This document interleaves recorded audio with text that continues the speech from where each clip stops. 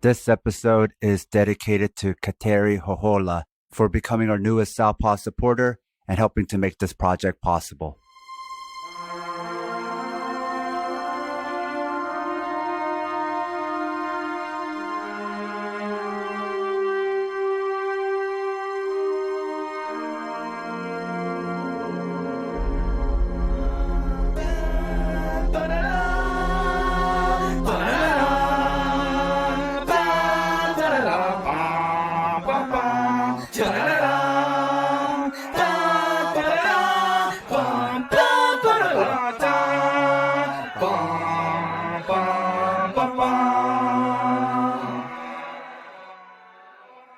We are back with Southpaw Deep Space Nine, where we analyze Deep Space Nine and Star Trek from a socialist, communist, liberatory perspective, episode by episode.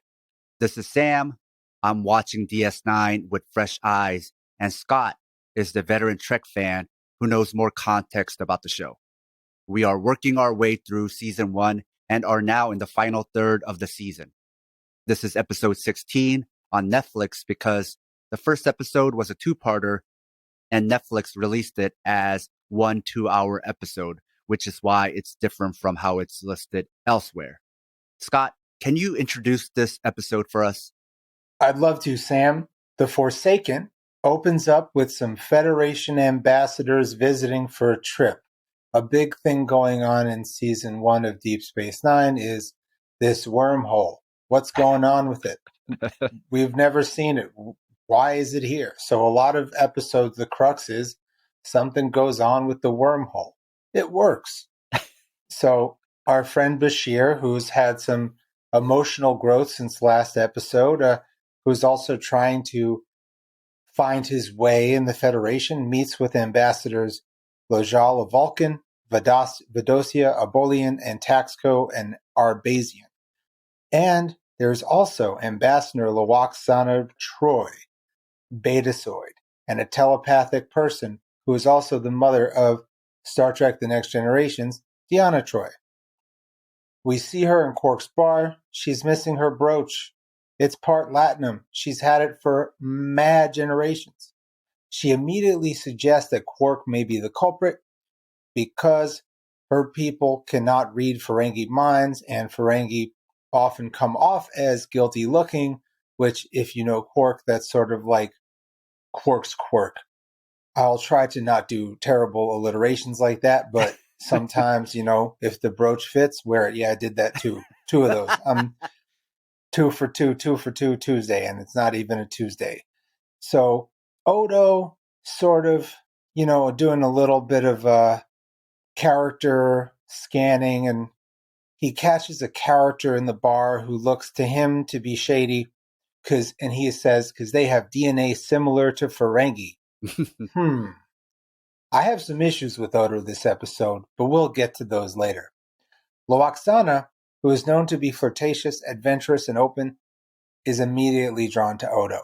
She's like, ooh, this fella, is just really silent, not that interested in me, knows what he's doing, just has a lot of mystery, looks different.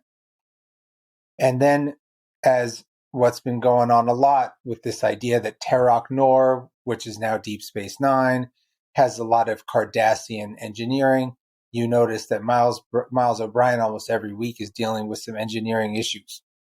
And O'Brien is getting mad at a computer. He wants to build the computer back, but supposedly it's going to take a long time because it's Cardassian tech, and there's all types of words that I don't understand, but something about hacking the mainframe. Now, we meet the ambassadors, and some of them are dissatisfied with their treatment and accommodations. They feel like they're not being treated in a way becoming of ambassadors. Good old class war shit. And then something happens with the wormhole. A spaceship comes from the wormhole. That's it. That's the whole thing. One of the ambassadors says when he sees the wormhole, nonplussed by such a magical thing. And so then the Vulcan tries to mansplain to Dax. Bashir, again, showing some new education is like, yo, don't do that. Dax is like 300, 400 years old. Don't let this vision make you think that they don't know. They know what's up. And you're just seeing this growing respect. I don't like this term friend zone because I think there's a lot of problems there, but I think he's accepted the friend zoning right now and is just doing his thing.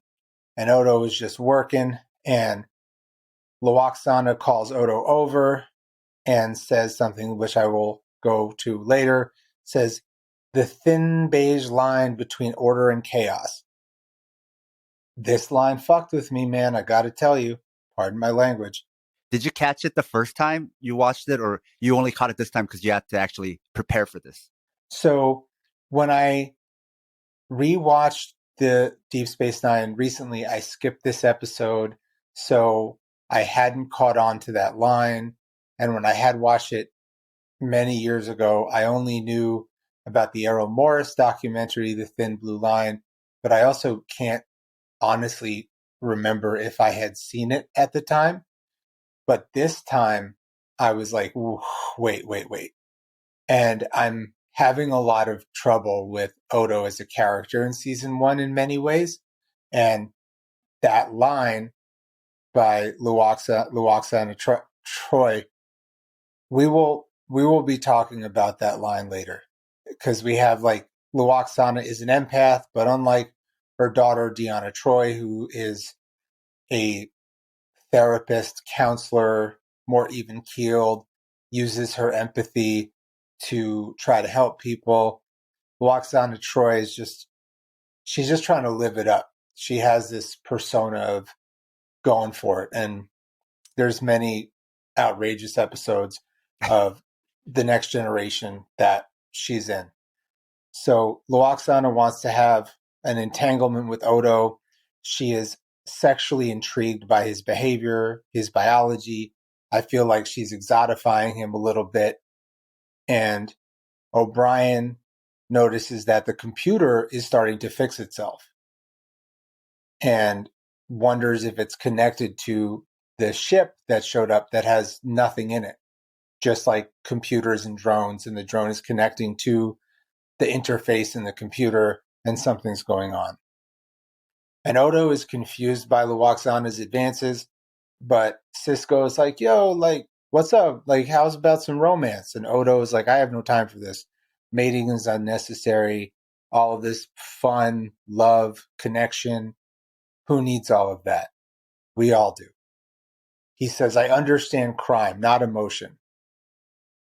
So this probe computer is going on. Odo says this sentence that really helps understand his character in season one. I don't handle delicacy very well. And Luoxana invites Odo to a holosuite for some fun. She's highly suggesting that would be of the physical nature. That's sort of her thing. She's definitely got like a Blanche Devereaux Golden Girls vibe. And we rock with, I don't know about you, Sam, but I rock with the Golden Girls. I fuck with Golden Girls. I have some issues with Luoxana, but I also like her. And she's fun. She's got an outrageous vibe to her. And they're on the elevator to the holosuite and they get caught and they can't transport for some reason. Odo's like, I don't want to talk. Just leave me alone. But Luoxana cannot help herself. And so they start talking about their experience. And then we see Bashir, who's miserable with the ambassadors. And he's talking to Cisco, saying, this is miserable. This is not going to help me move forward in my position. And Cisco then reveals that, you know, if you remember, he used to work under Curzon Dax, who was the previous holder of the Dax symbiote before Jadzia, hence Cisco calling Jadzia old man. And when he was there, he was the ambassador guy, and he punched one out, and he's doing pretty good, pretty well, pretty great. I don't know. Grammar can be a form of oppression in its own right.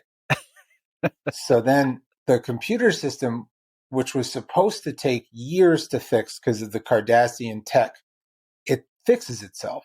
And it's posited that the probe may have changed the computer, and the computer, the software, may be beckoning Miles. Every time Miles tries to leave, something goes on with the computer. Miles, come back here, man. And he realizes that the program might be lonely. It might be a child. Maybe there's something going on with this software slash AI, what have you. And as Odo and Luoxana are in the elevator, time is passing. And as you know, at a certain amount of hours, Odo starts to dematerialize into a liquid, and he's starting to slowly dematerialize. And the ambassadors are continuing to be difficult. And I was very much reminded of my days working in service industry. If the boss's aunt came in and was like, why is everything this way? The ice is too cold. Ice is cold, man. That's what I'm saying. And I don't really even like ice, but well, that's a strong statement. In my drink, I don't like a lot of ice. I find it to be a roadblock. When I've encountered other cultures that drink lukewarm water, I'm like, oh, this is genius. So Odo is trying to discern the difference between lonely and self-sufficiency, and he's getting closer and closer to turning to a liquid. And then where the ambassadors are, there's a plasma fire. Cisco and Kira, who are not really stars of the episode, are trying to get in.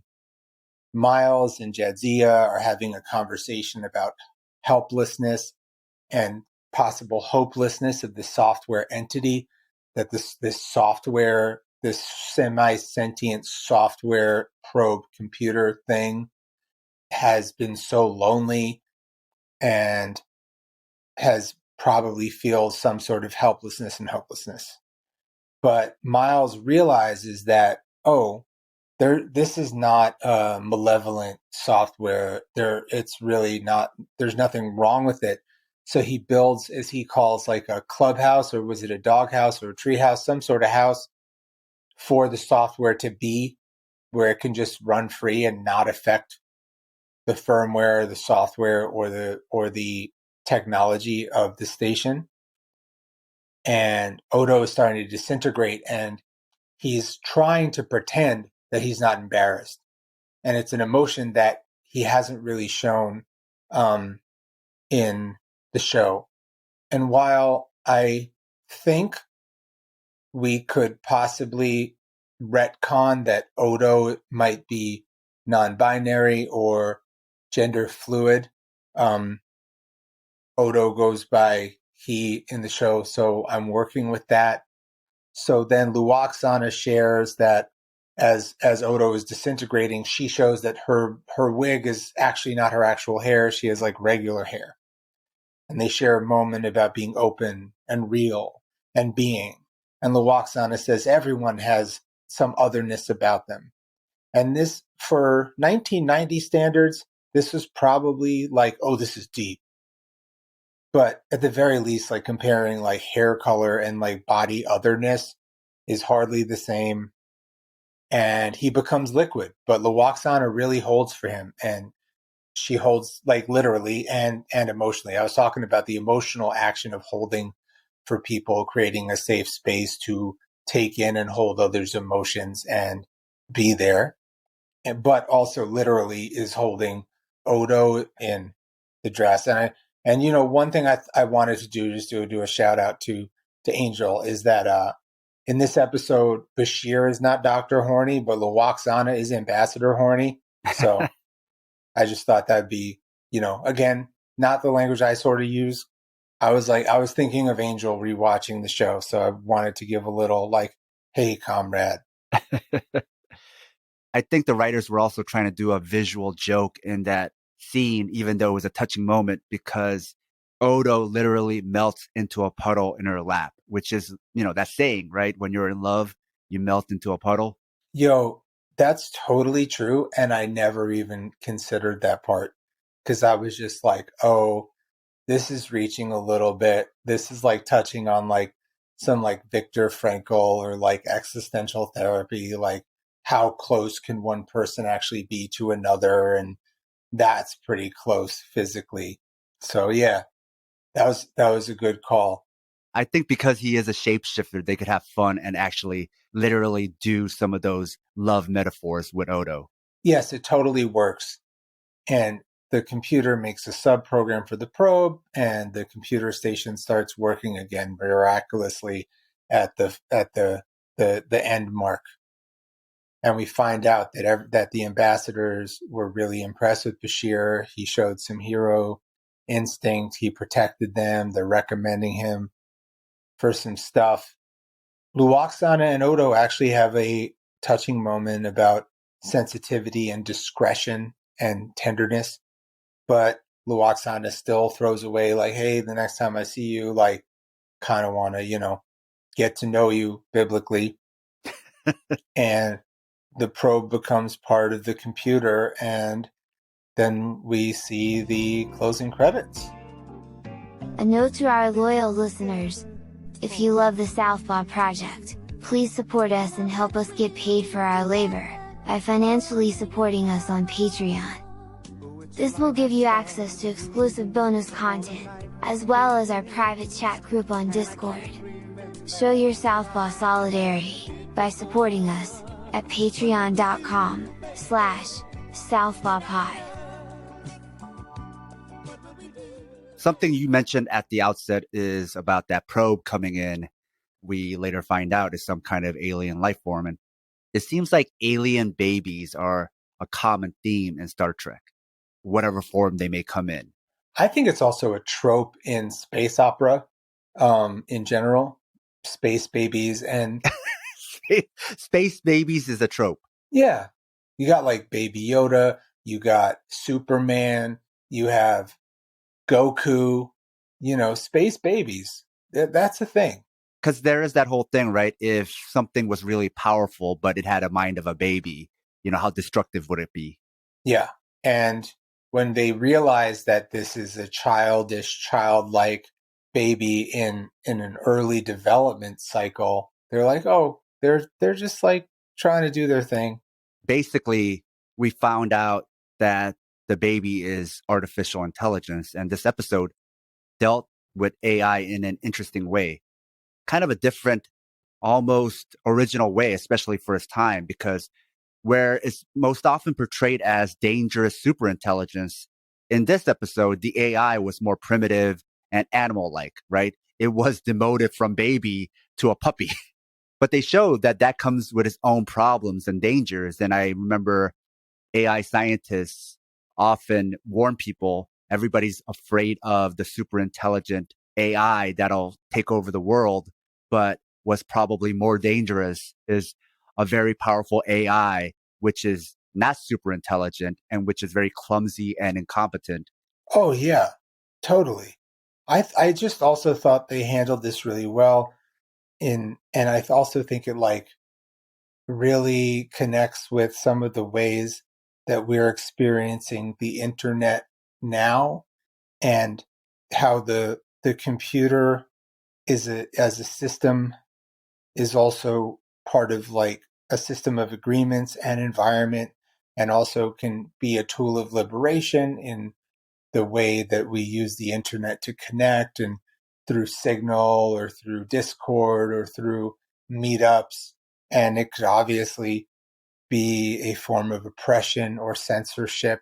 And I'm not going to be like, talk about other countries. I could just talk about how if you search things on Google versus searching on DuckDuckGo or any other search engine, it is a curated search engine that has to do with ways that can lead to, in my opinion, negative endeavors. And I think of, are you familiar with the Whole Earth catalog? No. So it was like an American counterculture magazine that was produced like in the 60s, where people just shared, the editorial was about self-sufficiency and do it yourself and ecology and ways to make the world a better place. And they would review products and you would share it with other people. And a lot of people call it like a precursor to the internet. And I think some of the people that were inspired by Linux or Unix, or one of them, definitely one of them, were also inspired by the Whole Earth catalog. It's very fascinating to think of what you could think the internet to be in a pre-internet world. My dear friend Snafu said a few years ago, he's like, I read in Japan that some scientists are trying to come up with an alternative to the internet.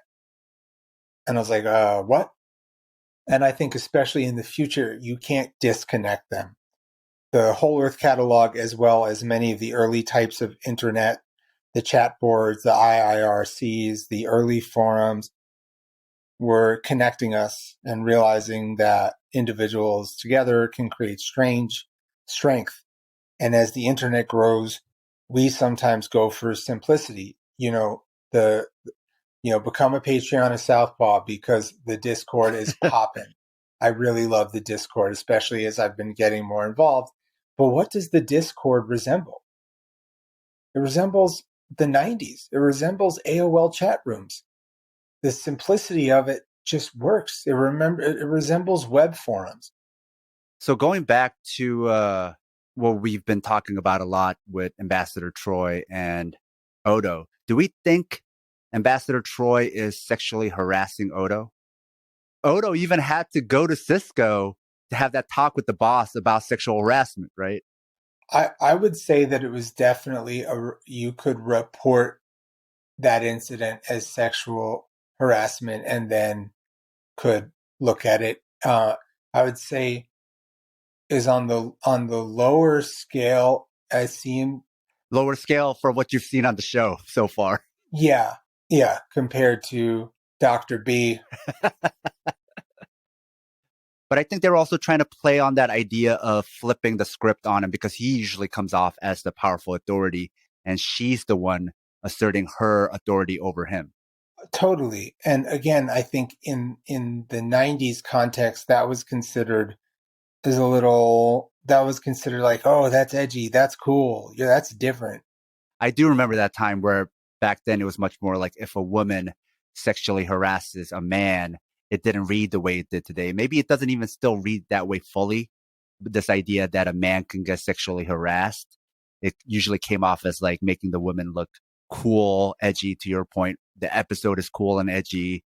She's a strong character, that kind of way. So maybe it read differently back then and also meant to read funny. I think that was a common trope in the 90s and even more before, where if the man was put into a situational comedy, right, that usually women are in, that's meant to be funny. Yeah, and again, I think they were building upon like a Blanche Devereaux sort of thing, which was considered charming at the time. And again, there are double standards in these sort of things, at least to many people. And until you said it, I didn't think of it as it. But when you did say it, I said, oh yeah, that tracks. If I was in a workplace environment and that's not even my boss. That's like my boss's boss's boss's boss was making advances. I would feel very uncomfortable by the power dynamic. And yeah, because you have all these other sort of flirty characters that are being introduced, like obviously Dr. B and Garrick, and then you have this foil being like, "Hey there, let's get down to some funny business." So yeah, no, that's a good point. Going back to Odo having to talk to Cisco, the back and forth between Cisco and Odo reminded me a bit of Data from The Next Generation, where it's the character that's most detached from humanity being encouraged by a human to develop human emotions. For Cisco, he finds it amusing because he's like, here's your chance to develop some human emotions, connect with humanity, maybe your own internal humanity, because maybe Cisco has been observing him and sees humanity in him like other humanoids, but he's been suppressing it and thinks this could be an opportunity for him to let some of that out, right? Again, maybe not so much formula, but space and having a show in the future in space gives the writers an opportunity to write characters that have to explore humanity with fresh eyes, right? Like I'm exploring DS9 with fresh eyes because I've never seen it before. So then in seeing it through somebody's eyes who's never experienced it before, you might learn something new, or you might be able to make some kind of new commentary about it. I'm really enjoying unpacking through this form. And when we were talking about We Are Not Our Thoughts last week, and in Wishes Were Horses, and how thoughts are powerful, then the next day I'm in therapy and we're talking about We Are Not Our Thoughts, and I texted you a picture of it, and because it's just very interesting. And they didn't play to this so much in this episode, but Luoxana Troy and her daughter Deanna Troy are particularly good at reading people's minds, which makes, or feeling people. They don't tend to do that, but what Deanna Troy is really good at as a counselor is her ability for the empathy and to explain, that we are not our thoughts. That's also something we've seen before, where characters who are good at reading other characters, reading their emotions, sometimes get attracted to characters like Data or characters like Odo. Their inability to know them is what attracts them to them more. We've seen that more often in The Next Generation because there's more episodes of that.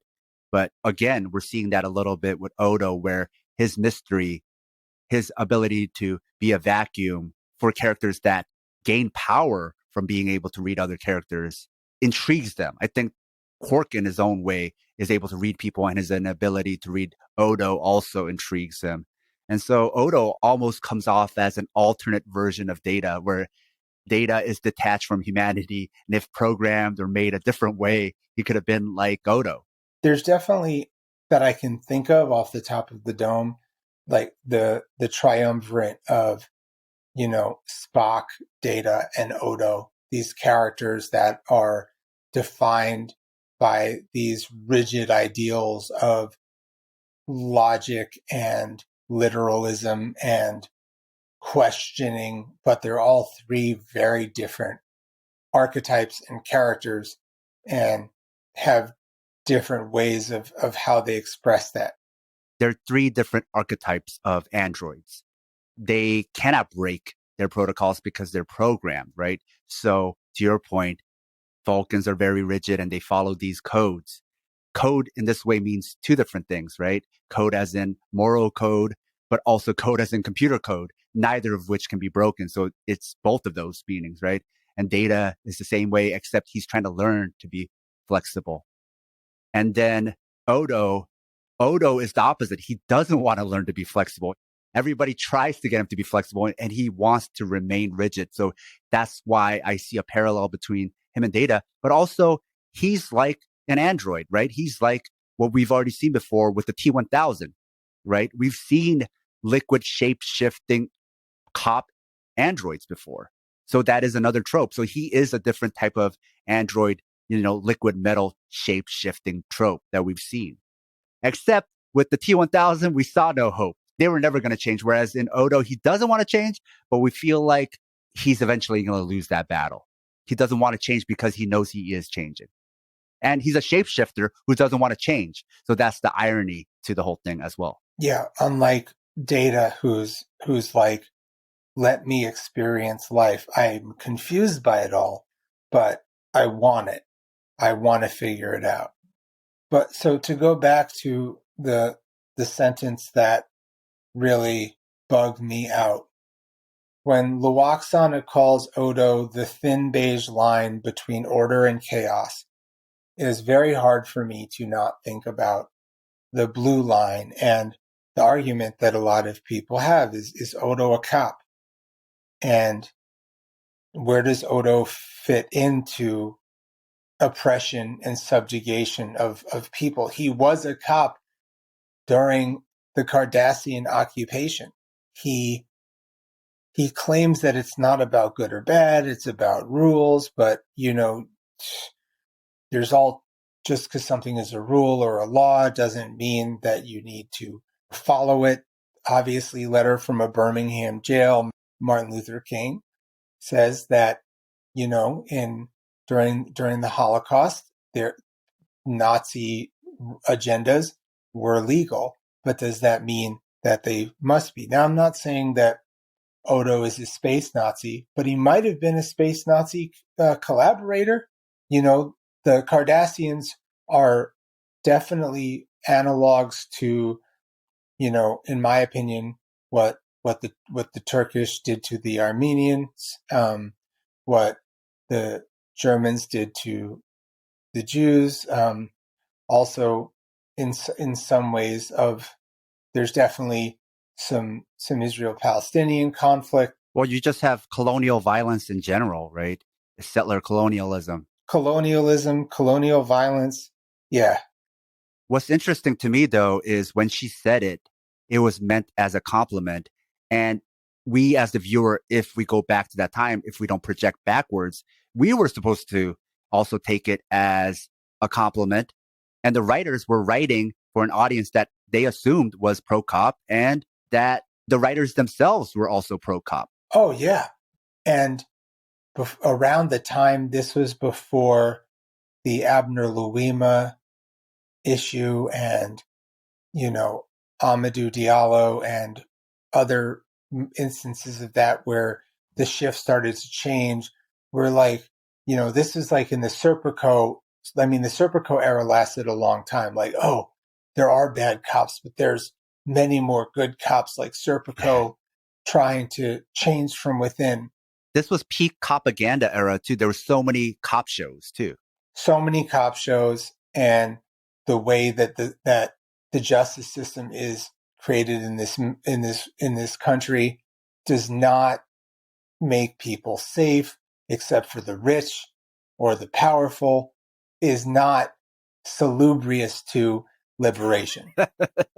Salubrious. Yes.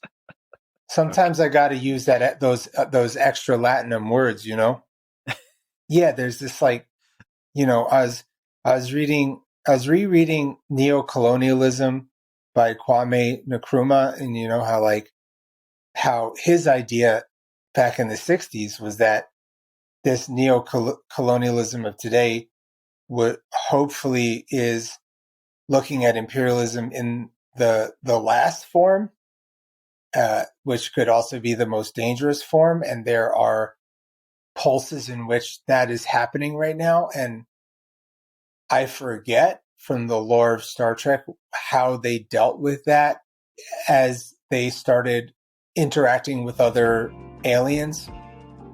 If you love the Southpaw Project, please support us and help us get paid for our labor by financially supporting us on Patreon. It'll help us supplement the cost of running this project, the incredible time and energy we put into it 7 days a week. And you'll be giving us some breathing room, not only to juggle Southpaw with our day jobs, but also to expand Southpaw into other areas. Show your Southpaw solidarity by supporting us at patreon.com/southpawpod. The thing, my little spiel about going into Odo and understanding Odo, he presents this pragmatic standpoint of romance being a waste of time. But then as he's getting more and more pain and he shows some vulnerability, his isolation is a form of protection. It's a coping strategy. And sometimes there's this argument against collectivism, socialism, community, mutual aid, that it's the death of the individual.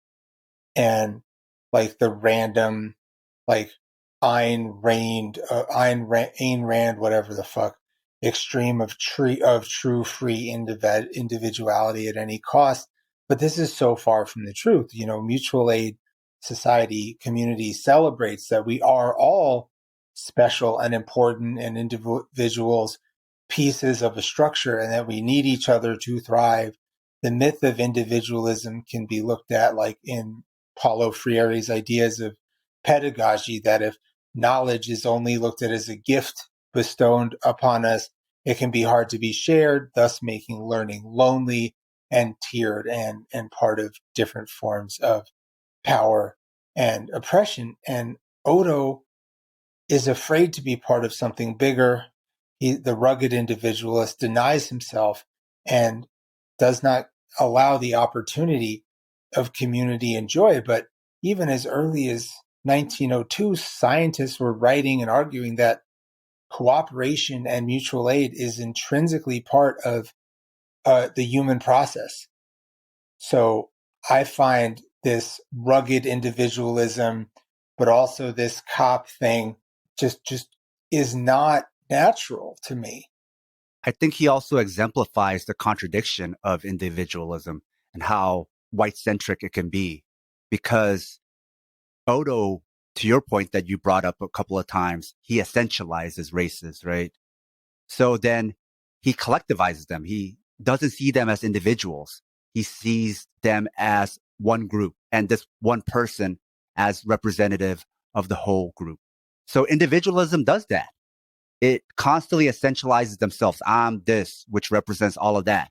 So the term is called individualism. That's what they think of themselves as, but they're constantly stereotyping. They're constantly essentializing not only themselves, but also others. And that's why individualism is overlapped with whiteness, because oftentimes whites can be individuals, right?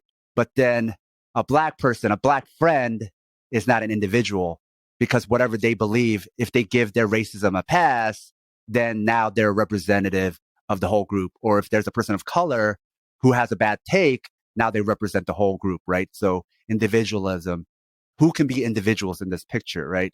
So individualists is always associated with racism, because individualism always essentializes, always collectivizes, is always groups and gathers except for themselves. That person is the only one who gets to be an individual. Whereas what we call collectivism, these types of socialist movements and thinking, is always trying to be anti-oppressive, anti-essentializing, right?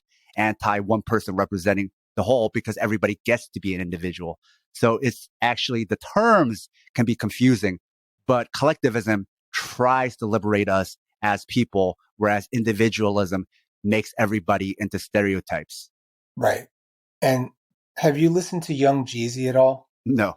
So Young Jeezy is a rapper from Atlanta who sort of, is part of the trap movement in the aughts. And I always found his music to be really interesting because it's really collectivist at its core. And my friend Cavalier pointed this out to me, that pretty much in the first album, he almost never says I or me in the entire album. It's always like, let's get this. We can do this, And it does not take away his identity. It's not. And I think if you look at nature, there is nothing more, well, there's plenty of things more natural than mutual aid and community support, but it is part of it. It is part of us. And I think he starts to see that a little bit, Odo, in this episode. So there are some good character beats in this episode that I hadn't thought twice about in 20 years. So another major character in this episode is the guest star, Ambassador Troy. And she comes off as this open-minded, enlightened white person, where she's open-minded to other races. It's a trope that was very popular in the 60s, 70s, 80s, 90s, is becoming less popular now because we see how problematic it is, of this enlightened white person who's open to sexual partners of other races, right? Look who's coming to dinner style. Like, oh, look, I'm enlightened and open-minded. I have a black boyfriend, right? So the trope has a certain earnestness to it, but it's also problematic because it's almost saying, like, to quote Angel, right, with regards to the term horniness, is saying horniness knows no color, which reminds me of something some people say, which they think makes them enlightened and more equitable, but it's problematic also when they say, I don't care what color you are as long as you're hot. But that then is also creating a hierarchy of beauty. It's also its own bigotry. It's like saying, I don't care what color you are as long as you're rich, or money doesn't care what color you are. It's this way of saying something really problematic can be blind to color because there's a certain purity in this problematicness, right? And so at the time, I'm sure they thought that was high-minded, whereas today it doesn't read the same. Yeah, it comes off a little bit as, and I'm apologizing already in advance, like wormhole keeping. Uh-huh. And I will point out that Luoxana Troy is not a human. You know, she's a betazoid, so you could say, oh, well, she's not white. Well, she's phenotypically white. She's coded white. Coded white, yeah. Yeah, in sci-fi, there's certain characters that are coded white. I was talking to a person online who was talking about the problems of sci-fi shows and movies where, you know, certain alien races were darker and more beastly looking, and they have to be subtitled because we don't understand what they're saying, right? They're coded as black, or they're orientalized in some way. They're a savage in some way. And the aliens that are coded white, you don't need to subtitle them. They all speak English. They're upright, stand tall. They use taller actors. They usually use white actors for them. They speak English. They speak proper English. So there is a way to code aliens even to be white or BIPOC. Right. Now, going back to the ending of the show, we saw that sweet moment with Troy and with Odo where he melts into a puddle in her lap.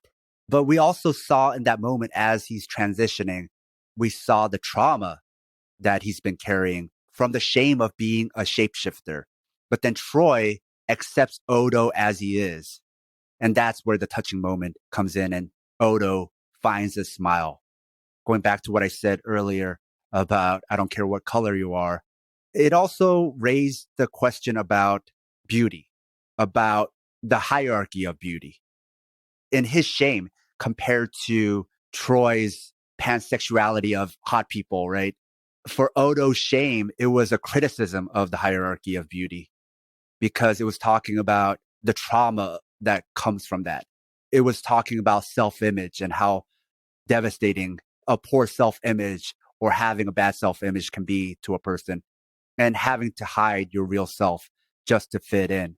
And also, I don't know if the writers meant to or not, but because he is a shapeshifter, it naturally lent itself to the reading of how you're treated when you're non-conforming, right? And we could read that in a lot of ways. And I think that in itself can be timeless because we might read that differently years from now, because non-conforming can mean even more things later on, right? But the fact that he is a shapeshifter lends itself to those different readings. And because he is non-conforming, he was treated as a thing rather than a person, which is very much realistic, especially as transphobia is worse in a lot of ways today than it was. It's really fucking bad right now. I think about the fighter Fallon Fox, who's a trans fighter who was able to get a bunch of fights. But now the transphobia is so bad, you have a fighter like Alana McLaughlin, and she had one fight, and after that, she can't get any more fights because it's a worse time now than it was for her friend Fallon Fox. And you know what's so dumb about that?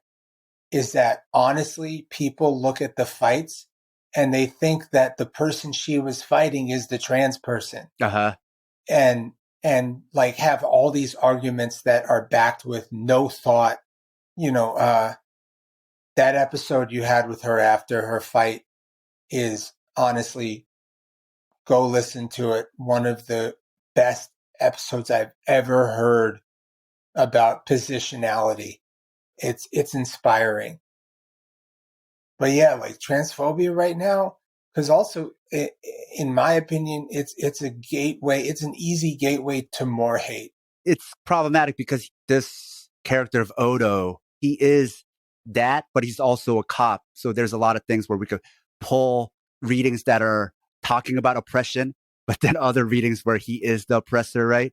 But as somebody who is non-conforming, as being treated as a thing, because he's a literal shapeshifter, he was also asked to literally turn into things, to turn into furniture. And so one of the things we find out about him here is that he was held captive in a Bajoran lab before becoming a cop himself. So he was held captive before he started putting people in captivity, right? Absolutely. cycles. Yes, yes. And it kind of also gave me Elephant Man vibes, right? The way he was discussing how they treated him, how they saw him, how they saw him as a freak of nature. So that really began to flesh out this cycle that started with Odo, where he's replicating what happened to him outwardly. Oppressors all have the ability to be the oppressed and vice versa. And like the true meaning of intersectionality, not the version that people claim on the internet, holds that we are made of so many different multitudes, word to Walt Whitman, that there are different sections of Odo that exist in there. So going back to Odo and Troy, they had this connection, even though they were coming from different places, where they both felt like who they are wasn't good enough.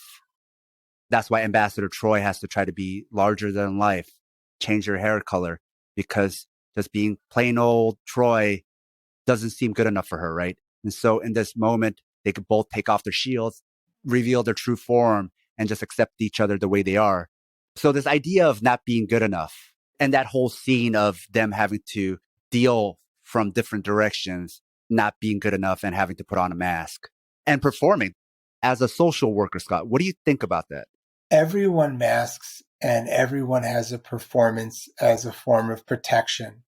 And people do it in many different ways.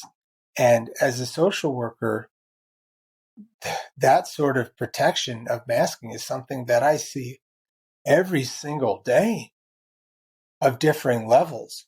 People afraid to open up, people afraid to share, people afraid to switch to their codes that they're comfortable with, people afraid to be themselves, how they may be judged, revealing these things. And as we've pointed out earlier, in some instances, that can make people literally unsafe. You know, with Luoxana Troy, not so much. With Odo, could be.